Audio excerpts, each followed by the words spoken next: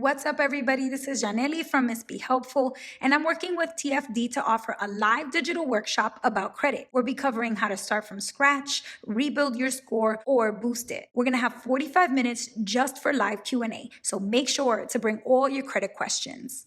I'm Janelli, also known as Miss Be Helpful, coming at you via the financial diet. I'm gonna share 3 super scary money problems and how you can solve them. So first, I'm gonna jump into one that is very, very common, which is having a bad credit score or having low credit and not knowing exactly how to fix it. So what I first had to figure out was why.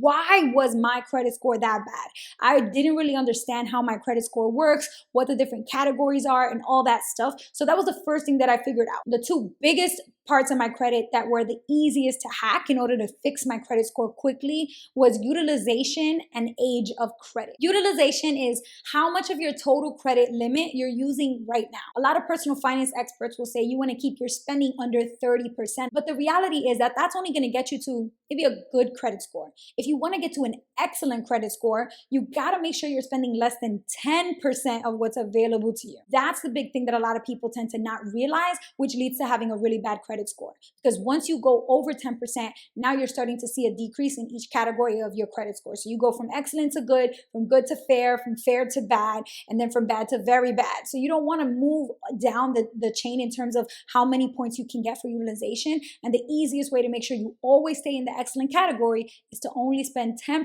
or less of what's available to you. You can also call up your credit card and say, I really want to make sure that my utilization is a little bit lower. So is there any way that you can consider increasing my credit available, my credit limit, so that it's higher? Because either way, whether you pay down your balance or increase the available credit limit, the percentage of utilization that you're currently using right now is going to decrease. If you only have had credit for like 6 months or maybe for a few months or a year, then that doesn't show them a lot of data. There's not enough information there for them to really see if they can trust you.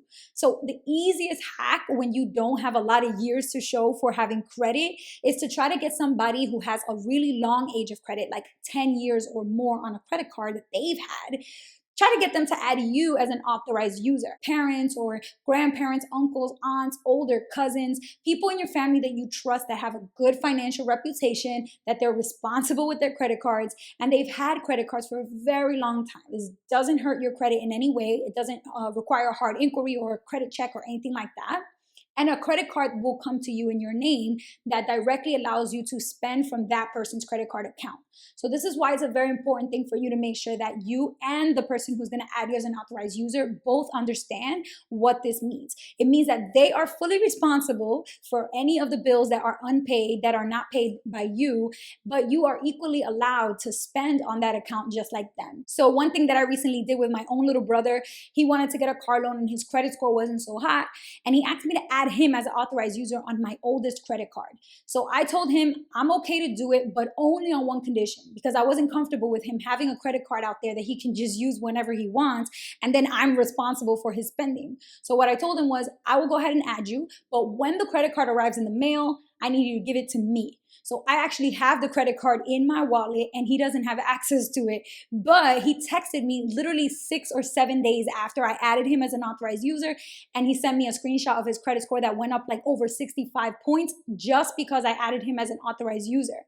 So this is a really easy, quick hack that can help anybody that has low credit or no credit to have access to credit very quickly. If this isn't something that's available to you because either you don't really have older people in your family that have credit, or the people that do have credit in your family that are older than you are not really responsible with their money, or for whatever reason, that is totally understandable. Another quick thing that you can do is just establish the credit that you have. So whether that's with your first credit card or with your first student loan, and then just wait. And I know this sounds really annoying because it's not real, like actionable, but you just have to be patient, because the worst thing that you can do when you're trying to build up your credit score is to go open new accounts trying to show them that you can be credit worthy. Because what that does is 2 things.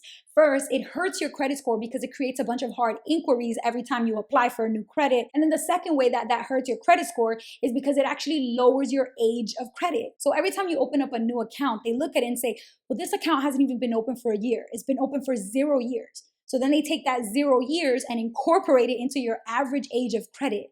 And if you know anything about averages, as soon as you throw a zero in the mix, it really brings down the average. So the number of years of available credit that you've had actually decreases. Super scary money problem number 2 is to have really high interest rate debt, 24, 25, 27%. These are super scary interest rates because the rate of growth is so high that it's really hard for you to keep up with. And that's why for me, I saw my credit card debt really spiral out of control so quickly. With just in a couple of years, I had almost $10,000 more debt, even though I was not really spending on those credit cards anymore, but the interest rate was just accruing so fast. You can look for a personal loan that's actually available and then just take out that personal loan, use the cash that you get from that loan to pay off all the credit card debt or high interest rate debt that you might have. And then you just have one monthly payment that you have to make to the personal loan until you pay it off. Now, obviously, this is going to depend on your credit score, because if you have a really good credit score, you're going to have a much lower interest rate on that personal loan. But if you have a bad credit score, then you're going to have a high interest rate on that loan. But either way, you're probably going to have a much lower rate compared to the double-digit interest rate on credit cards. And if that's what you're dealing with, then you're going to want to try to make sure you get the lowest possible interest rate available to you. A helpful thing to do would be to actually work on increasing your credit score first before you go apply for that personal loan. And that's what I did. I did every hack that I could. When my credit score went up a little bit, then I went and applied for the personal loan and actually got approved for an 8% loan, which sounds like a lot for a lot of people, but compared to my 27% credit card interest rate, 8% was a bargain. If you're not trying to open up a personal loan right now, that's totally fine. Another way that you can take advantage of lowering your interest rate is actually through a balance transfer.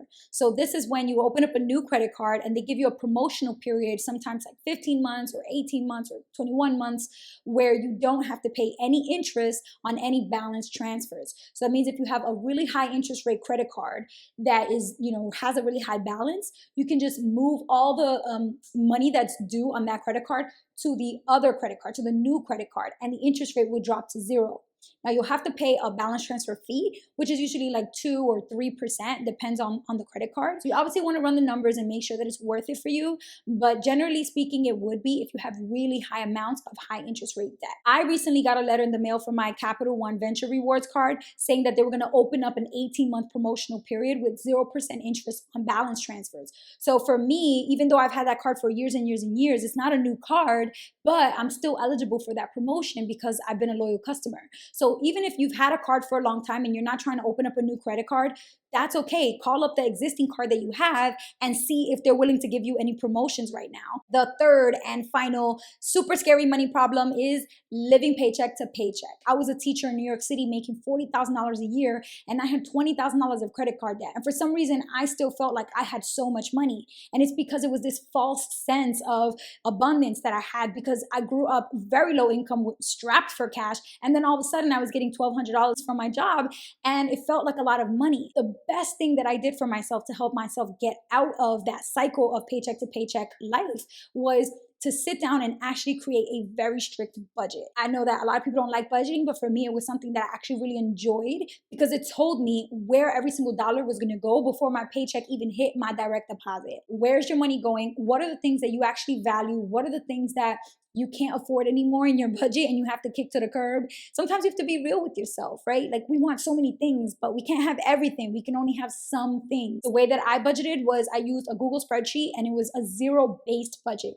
which means as soon as I got my paycheck, I delegated every single dollar to a certain bucket, to a certain category. The problem is that at some point you really start to feel like you're depriving yourself and like you can't really cut anymore. Once that you hit that point, that's where you're gonna have to start thinking that it's time to generate more income, because you can only cut so much, and there's certain things that you need to keep in place, like your bills and your needs, your rent, your food. So for me, I realized that, okay, I'm only going to be able to do so much with my teacher salary. I'm going to have to start generating more income.